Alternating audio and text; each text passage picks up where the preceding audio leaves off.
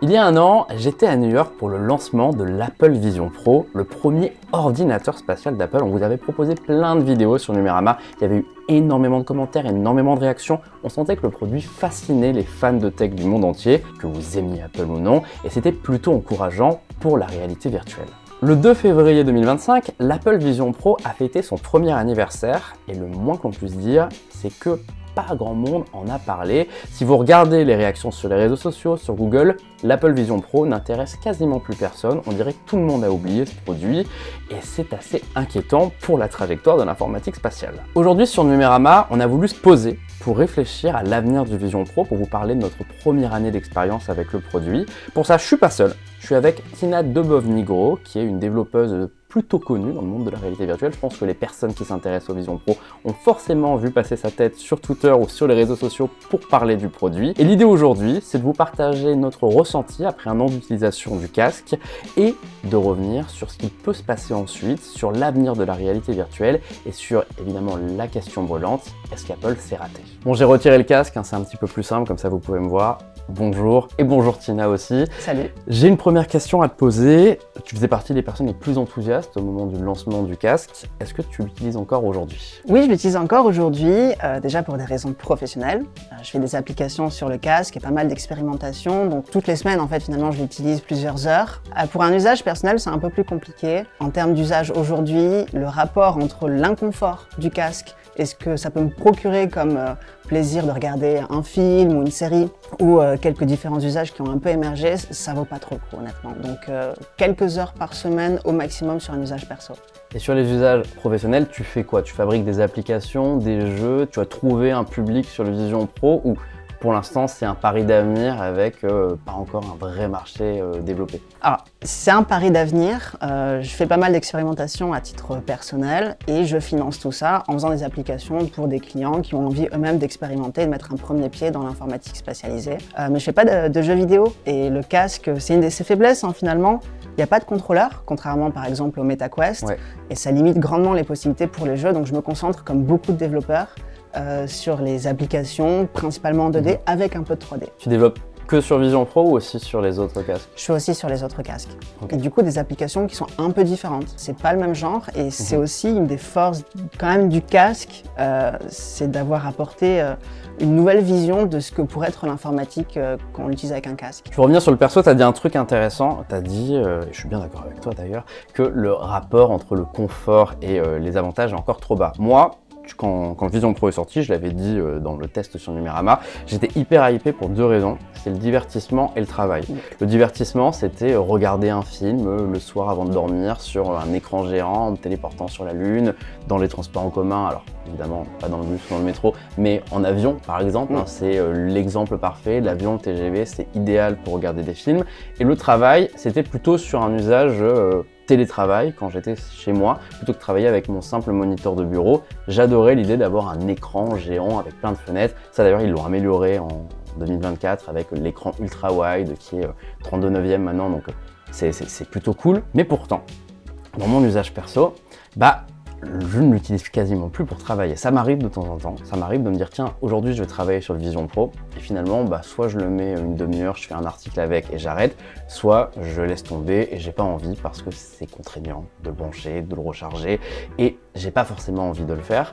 Et sur le divertissement, c'est à peu près la même chose. Là où je trouvais ça cool chez moi avant d'avoir un écran géant, aujourd'hui je préfère le confort de ma télé et de mon canapé sans avoir un gros truc sur la tête. Et je vais l'utiliser uniquement quand je prends l'avion et le train, où là pour le coup je trouve qu'il n'y a rien de mieux. Est-ce que toi dans ton évolution des usages, tu as remarqué un petit peu pareil, peut-être qu'on n'avait pas les mêmes usages au départ, mais est-ce que tu vois que tu as énormément perdu dans ce que tu fais avec le casque? Oui, et puis l'usage que tu décris, c'est à peu près ce que je vois comme consensus, à savoir productivité et divertissement. Sur les deux, c'est mon cas aussi, finalement, le casque est tellement lourd que le matin, quand je prends le train sur 3 heures pour arriver à Paris, je vais pas mettre le casque pour avoir le grand écran virtuel. Parce que tu ne le mets même pas dans le train, toi? Non, j'ai arrêté. J'ai arrêté parce que ça va ruiner mon make-up, ça va ruiner ma coupe. Et j'ai pas envie de ça en arrivant à 9h à Paris, d'être complètement décoiffée. En fait, ça s'inscrit pas bien dans mon quotidien. Et le soir, je pourrais le mettre parce qu'en me disant, bon, c'est pas grave, je suis déjà un peu décoiffée de la journée et tout. mais en fait je suis fatiguée, j'ai envie de me décontracter, m'allonger un peu, regarder ma série, et j'ai pas envie d'avoir un truc qui fait 600 grammes qui pèse en fait sur les joues et sur le bas du front. Donc il n'y a aucun moment où le casque, enfin globalement aucun moment où le casque arrive à facilement s'inscrire dans mon quotidien pour un usage ni productivité, par exemple le matin quand je bosse, ou le soir en mode détente avant de rentrer chez moi. J'ai un peu la flemme de mettre le gros truc sur la tête, comme tu as dit là il y a un instant. C'est pas fan, quoi. Donc en soi, le problème majeur du casque, c'est le format aujourd'hui. Ah oui, tout à fait. C'est là où j'ai été un peu étonnée.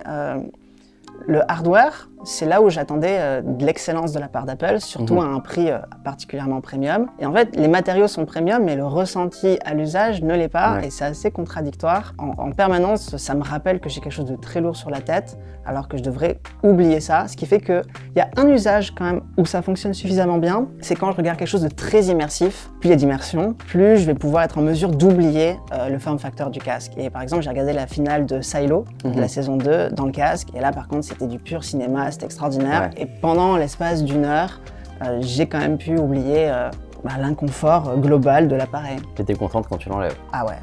Ah ouais.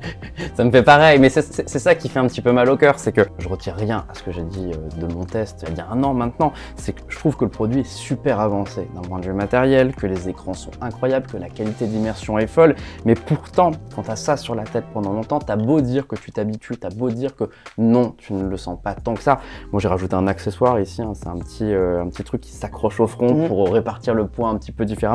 Malgré tout, tu le sens, et moi je ne peux m'empêcher de me poser la question, est-ce qu'on arrivera un jour où la réalité virtuelle sera acceptable, ou est-ce qu'elle sera toujours condamnée, Apple ou non, à être un produit de niche? J'ai confiance dans le moyen long terme, hein, à 5 ans, 10 ans, évidemment, on va arriver à quelque chose d'agréable à porter, non seulement confortable, mais aussi agréable.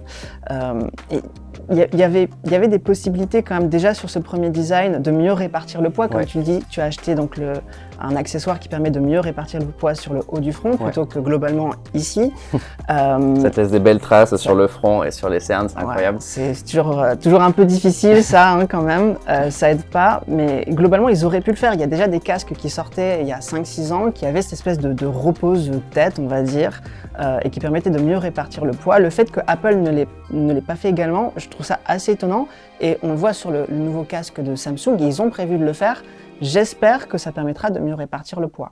J'aimerais bien discuter du transport du casque. Quand on faisait les tests il y a un an, le casque était relativement toujours avec moi à la rédaction, à la maison, donc ça allait. Et puis finalement, cette coque là qui est derrière moi, c'est celle officielle d'Apple, hein, elle coûte plus de 200 € parce que c'est Apple et parce que why not, hein, c'est toujours comme ça que ça fonctionne. Cette coque, elle est si grande qu'elle me dissuade d'emmener le Vision Pro quand j'ai envie de l'emmener. Par exemple, je descends un mois l'été dans le sud, voir ma famille.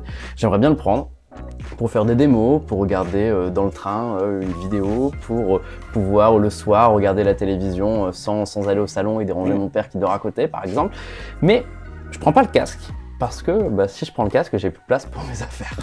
Et je trouve ça assez fou en fait, parce que par rapport à un iPad par exemple, déjà tu vois la promesse de l'informatique spatiale, elle est loin d'être tenue aujourd'hui, j'y crois encore sur le long terme, mais aujourd'hui c'est globalement un iPad, hein, tu vas le regarder, tu vas l'utiliser pour regarder des vidéos, écouter de la musique et faire quelques jeux de temps en temps, mais comme tu l'as dit c'est très light. Mais au-delà de ça, tu as tellement peu de confort dans le fait de le transporter que pour moi, ça diminue 80% des usages. C'est très juste et je partage cette observation.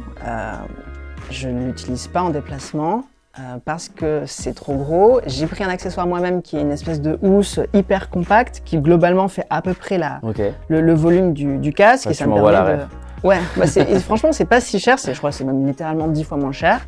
Ça fait très bien le taf aussi, ça fait un peu moins science-fiction, atterrissage sur la Lune, mais ça fait le boulot. Je serais pas étonnée qu'on puisse voir un futur form factor où par exemple les branches sur les côtés puissent être pliables et donc se refermer comme une paire de lunettes.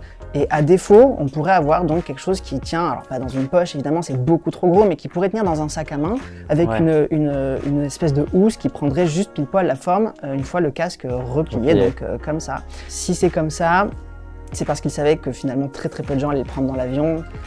Les publicités qu'ils montrent, c'est pour faire rêver, pour montrer que ça va arriver. C'est le concept qui est intéressant. Voilà, et après il n'y a qu'une poignée de gens suffisamment motivés pour laisser la moitié de leur valise pour le casque qu'ils le feront réellement aujourd'hui. Ajoutons avec suffisamment d'argent pour l'acheter, parce qu'on l'a pas dit depuis le début de la vidéo, mais c'est quand même 4 000 € au minimum. C'est 4 000 € et le faites pas tomber, parce que le remplacement coûte cher aussi. C'est vrai. Bon, du coup, l'usage de Tina aujourd'hui, c'est plutôt pour développer des applications, pour préparer le futur de la plateforme, mais l'usage perso, il est bien limité.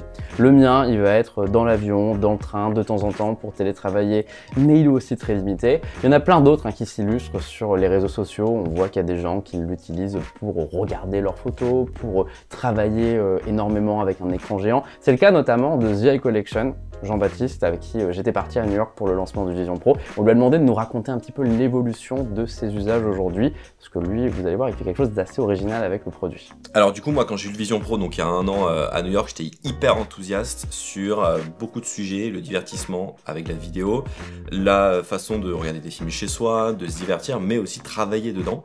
Et du coup, pendant longtemps, franchement pendant longtemps, je pense bien 6 mois, voire un peu plus, je montais peut-être 80-90% de mes vidéos dans Vision Pro. Alors pas que dans Vision Pro, c'est-à-dire qu'en fait, je déportais mon Mac à l'intérieur et j'avais mon écran qui était donc en AirPlay à l'intérieur de Vision Pro. C'est juste trop bien parce que où que tu sois chez toi, dans ton travail, dans un café, dans un avion, où que tu sois, tu as un écran hyper grand que tu peux régler à souhait, à hauteur de tes yeux. C'est hyper pratique aussi pour le côté confidentialité parce que finalement les gens autour de toi ne voient pas ce que tu fais. J'y ai pris goût à travailler dedans, j'ai même enlevé mes écrans qui étaient sur mon bureau dans mon studio pour travailler uniquement dans Vision Pro. Et puis petit à petit, j'ai un peu délaissé ça, même si aujourd'hui je continue quand même de monter dans Vision Pro, parce qu'il y a ce côté où tu n'es que dans Vision Pro et que tu ne fais qu'une tâche à la fois. Et parfois, on fait plusieurs tâches à la fois. Et en fait, petit à petit, j'ai un peu lâché l'utilisation à 100% de Vision Pro pour les montages. Donc j'ai ressorti mes écrans pour certaines parties. Par contre, là où vraiment j'utilise Vision Pro, y compris pour travailler, c'est dans les avions, pas dans les courts courriers, mais dans les longs courriers. Je le sors, je monte mes vidéos dedans et je travaille dedans parce que c'est beaucoup plus pratique. Et aussi quand je suis à l'étranger, dans des hôtels ou je ne sais où, je le sors, je travaille dedans parce que quoi qu'on en dise, ça permet d'avoir un écran beaucoup plus grand à l'étranger, sur un bureau, dans une chambre d'hôtel, c'est très cool. Donc voilà, moi principalement mon usage, il a diminué avec le temps parce que il n'y a pas de nouveautés qui sont arrivées à part l'écran qui maintenant est incurvé un peu plus grand. Mais ça arrivait beaucoup trop tard, je trouve, c'est dommage, ça aurait dû arriver dès le départ, mais ça a mis beaucoup trop de temps à arriver. Et ça reste un produit très encombrant, très lourd, il faut avoir une prise de courant à côté. Et à la fin quand même, quoi qu'on en dise, on a un peu mal aux yeux, et surtout ça sert vraiment beaucoup le visage, donc on est tout rouge. Donc si on doit directement partir de chez soi, on n'a pas un visage très beau à présenter à tout le monde. Et là, tu l'utilises à quelle fréquence? Ça dépend, pour le coup, peut-être 1 fois par semaine en ce moment, pour monter une vidéo par-ci par-là. J'avoue que chez moi, j'ai complètement délaissé le fait de regarder des vidéos ou des films dedans, même si je suis tout seul, parce que à chaque fois on a envie de faire d'autres choses, on n'est pas que dans un film, donc du coup je regarde beaucoup moins ça. Mais par contre dans les transports, oui, ça me dérange pas de le mettre pendant 5-6 heures, voire même plus, de le garder. Mais c'est vrai qu'à la fin, on sent qu'on a eu quelque chose sur le visage et ça fait mal.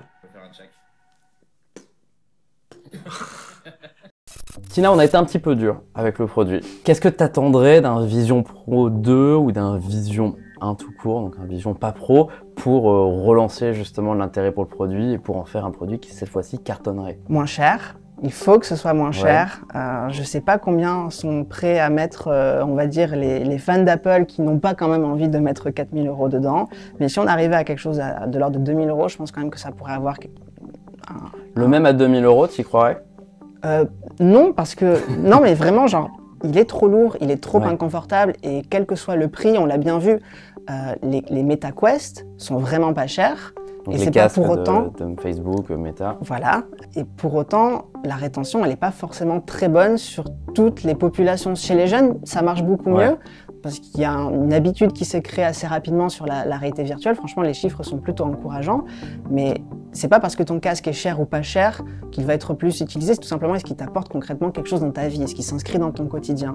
Donc le même, 2 fois moins cher, j'y crois pas plus. Il faut qu'il soit moins cher, clairement, plus confortable, pas forcément aussi ambitieux sur les cas d'usage. On n'a pas forcément envie de faire sa journée avec, de toute façon. On n'a pas pas envie, on peut c'est pas un produit que tu portes en extérieur, contrairement à ce que beaucoup de vidéos alors ça, au départ ont pu laisser croire. Ça, c'était un peu difficile à voir parce que clairement, ça montrait pas la bonne vision du produit. Mais si on se focalise sur, par exemple, le côté home cinéma, pour les personnes qui ont envie d'avoir une pure expérience et qu'on fait un casque adapté à ça avec quelques possibilités autour, mais en gros, se focaliser sur certains usages permettrait peut-être de se passer de certains composants. Par exemple, on pourrait se passer des haut-parleurs. Si j'exagère un peu l'idée, on pourrait proposer aux gens tout simplement d'utiliser leurs AirPods, qui sont la façon d'accéder à la véritable expérience home cinéma avec la Vision Pro. Donc il y a moyen quand même de réduire le coût global tout en augmentant la qualité de l'expérience si on se focalise sur certains usages. Quand tu vois les concurrents, je pense à Samsung qui a annoncé un nouveau casque VR, Google qui lance Android XR qui sera la plateforme du Samsung, mais aussi la plateforme de plein d'autres casques. Meta t'en a parlé, qui fait des casques beaucoup plus abordables. Est-ce que tu es rassuré sur l'avenir de la VR? Et au-delà de ça, est-ce que tu penses qu'un d'entre eux a une meilleure formule que celle d'Apple où aujourd'hui tout le monde se cherche? Tout le monde se cherche, mais on commence un peu à trouver la bonne formule. Je pense que la plus grande, on n'en a pas encore assez parlé, mais la plus grande force d'Apple, le tour de force avec le Vision Pro, c'est pas le Vision Pro, c'est Vision OS. Vision OS, du jour au lendemain, a proposé un ensemble d'outils de développement qui permettent de faire des applications de réalité augmentée et de réalité virtuelle comme ça n'a jamais pu être fait auparavant, une intégration à l'écosystème qui est extraordinaire, une expérience utilisateur qui est franchement très simple, on a l'impression d'avoir un iPad, tu l'as dit toi-même, sur la tête, et cette familiarité va être la grande force d'Apple pour aider à l'adoption de ces casques. Et du jour au lendemain, on a vu l'OS de MetaQuest, donc globalement je crois que ça s'appelle Horizon. Horizon OS, adopter de plus en plus des paradigmes un petit peu similaires pour déplacer les fenêtres, la gestion du fenêtrage, l'interface d'accueil, et c'est la même chose du côté du Android XR. Android c'est vraiment comme le Vision Pro. C'est pas un copier-coller, mais c'est une très forte inspiration, et finalement c'est une bonne chose, ça va permettre d'uniformiser les comportements du système d'exploitation de chaque constructeur, de faciliter donc l'adoption, et ça montre qu'Apple avait montré la bonne voie. Le casque de Samsung va même un petit peu plus loin sur le confort que le Vision Pro, et j'ai hâte de voir justement ce mélange des points forts et des points faibles de chaque casque, parce que plus on a de constructeurs, plus on va voir ce qui fonctionne et ce qui fonctionne pas, et peut-être que d'ici quelques années, à force d'essais et d'erreurs, on va arriver à quelque chose le form factor ultime qui arrivera à convaincre la plupart des consommateurs, et à un prix que j'espère pas trop prohibitif. Donc en gros, un Vision Pro 2 avec un meilleur confort, avec peut-être des meilleurs écrans, des matériaux plus légers, plus faciles à transporter, un peu moins cher, et un Vision qui casse les prix en retirant tout ce que tu as cité, et c'est la bonne formule pour marcher. On dirait bien, je l'espère, très sincèrement, il y a de quoi faire, il y a beaucoup de potentiel sur cette ligne. Et ton avis, moi j'ai un avis bien tranché là-dessus, sur les gens qui passent leur temps à répéter que le Vision Pro est un flop, qu'Apple s'est complètement raté. Je veux bien t'écouter là-dessus. Ça leur fait de l'audience. J'ai envie de dire, il en faut. Avoir de la critique sur ces technologies, c'est bien, c'est sain, et je trouve que même c'est souhaitable. C'est-à-dire que de façon générale, les technologies immersives, c'est un peu la technologie ultime. On a le contrôle sur la vision, sur l'audition, sur la perception des gens, que les gens ont de la réalité même. Donc, soyons critiques et soyons exigeants des personnes qui construisent les appareils, les systèmes d'exploitation et les applications dessus. Pour autant, toujours crier à la défaite de l'adoption de ces technologies, c'est pas forcément bénéfique. Le Vision Pro va être utilisé dans des formations médicales, dans des chirurgies, c'est un appareil qui va permettre, comme d'autres, c'est pas forcément ultra consumer, mais c'est quand même un appareil qui a sa place. Et même, allons dans le scénario où finalement le grand public ne voudrait pas de la réalité virtuelle. Au bout de 5 ans, 10 ans, on finirait par trancher, c'est un échec du côté du grand public. Il y a tout un tas de choses, de scénarios, d'idées, de métiers qui vont pouvoir être transformés et de façon assez bénéfique et très concrète, terre à terre, utile. Et ce serait dommage de ruiner la perception qu'on a de ces technologies alors qu'il y a quelque chose de très concret derrière. Apple savait très bien au niveau de la production, au niveau de la communication, du lancement, que le produit ne se vendrait pas par millions. Je pense qu'on est plutôt dans leurs objectifs en réalité. Et c'est un petit peu la perception que j'ai quand j'en discute avec eux. Ils voulaient que le Vision Pro commence comme ça. Peut-être qu'ils ne s'attendaient pas à ce que l'attente et que l'intérêt diminue aussi rapidement, mais Sinon, voilà, on est sur un produit de première génération qui n'avait pas pour but de se vendre par millions d'exemplaires. Et maintenant, la question, c'est qu'est-ce qu'ils vont faire? Et ça sera d'ailleurs peut-être une de mes dernières questions. Est-ce que le casque, c'est le futur ou est-ce que c'est plutôt les lunettes? Pour moi, c'est les deux. Et justement, de la même façon qu'il ne faut pas trop écouter celles et ceux qui vous disent que la VR, c'est un échec, il ne faut pas mettre en opposition les lunettes et les casques. Les deux sont complémentaires et offrent des usages différents. Les lunettes, c'est la partie lightweight, enfin légère de l'informatique spatialisée. On va partir du form factor existant, donc la paire de lunettes de vue ou solaire, et on va progressivement, au fur et à mesure de l'avancée des technologies, rajouter des capacités sur l'appareil sans faire de compromis sur le design, autant que possible en tout cas. Et de l'autre côté, du spectre, on a ces appareils lourds, encombrants, etc., mais qui peuvent à peu près tout faire, avec énormément de puissance, des écrans extraordinaires. Et les deux vont un jour, peut-être, et c'est ça la promesse de l'industrie, c'est le grand rêve de tout le monde, se retrouver au milieu avec une super qualité d'écran, des performances impressionnantes et une batterie qui dure toute la journée, dans une paire de lunettes. Est-ce qu'on y arrivera? Je ne sais pas, mais c'est pour moi plus trop le sujet aujourd'hui. J'ai tendance à dire que dehors, j'utilise mes Meta Ray-Ban, par exemple. Je les adore, elles sont hyper bien intégrées dans mon quotidien. Mais qui n'ont pas encore d'écran aujourd'hui. Qui n'ont pas encore d'écran, qui devraient bientôt en avoir. Enfin, bientôt. Quand on dit bientôt dans l'industrie, c'est, on va dire, sous 3-4 ans, hein, c'est pas demain matin. Mais j'imagine quand même un petit écran pour afficher des notifications, pour mieux se guider dans la rue, pour savoir, en gros, remplacer progressivement mon Apple Watch, typiquement. Et le soir, quand je rentre chez moi et que j'ai par exemple besoin d'un très grand écran parce que je suis en déplacement, je peux utiliser mon Vision Pro. Voilà, les deux vont se complémenter et c'est la grande famille des wearables finalement. C'est pas juste un appareil qui permet de tout faire. Donc c'est plutôt dans 5-10 ans qu'on pourra juger de l'informatique spatiale. Le problème avec ça, c'est que on disait ça la même chose il y a 5 ou 10 ans. Donc, petite part de... Enfin, ça fait 10 ans que je suis dans l'industrie, on disait ça aussi, donc il faut y aller avec beaucoup de modestie. Perso, j'essaie de plus trop faire d'énormes prédictions avec beaucoup d'aplomb et d'assurance. Je vois que ça va dans le bon sens, mais je connais pas encore l'échéance. Bon, on arrive à la fin de cette vidéo. Vous l'avez compris, l'Apple Vision Pro suscite un petit peu moins d'excitation qu'il y a un an. Je pense quand même que Tina et moi, on fait partie des personnes relativement optimistes sur cette catégorie de produits. Je reste convaincu, et je crois que toi aussi, qu'il y a de la place pour ce marché et que l'Apple Vision Pro n'est que le premier d'une longue série de produits, j'espère, qui seront bien meilleurs. Maintenant, force est de constater que ça n'a pas eu l'effet espéré par Apple. La question, c'est quand est-ce qu'il y aura un successeur? Certaines rumeurs parlaient de fin 2025, mais on a l'air plutôt de se diriger vers du 2026 aujourd'hui. Ça fait long, il va falloir faire des corrections, il va falloir des applications.